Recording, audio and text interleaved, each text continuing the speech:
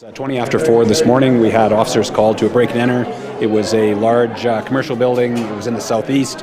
Officers went to the location. They ended up having to enter the building to clear the building manually or physically. They were able to locate one person inside the building. They had the individual contained for a period of time. At a certain point, there was a confrontation that led to the shooting. And then, of course, EMS pronounced that individual deceased at the scene. I'm told there were officers at the scene who were former medics that were able to give immediate first aid.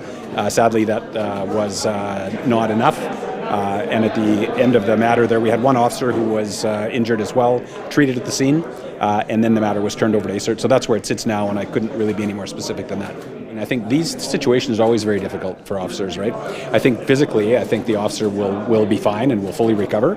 I think it's the emotional toll that these take for family, for the officers, and everybody. I think sometimes there's a belief that these are just part of doing business or whatever, and I can tell you without equivocation, it's not the case. So I think oftentimes, you want to look back and say, in the period before there was an interaction with a police officer that resulted in the discharge of a firearm, where were the opportunities to intervene? We've seen it in previous fatality inquiries where those end up being some of the questions, right?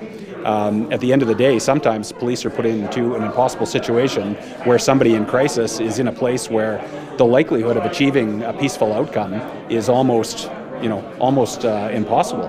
And there you are. But I think in cases like that, you've got to look back and say, were there possibilities or opportunities to be able to intervene or get somebody connected to services and supports? And if there was, how did that go? Right? Because I think there is an opportunity to try to prevent these things from happening, and that's to everybody's benefit if we could do that.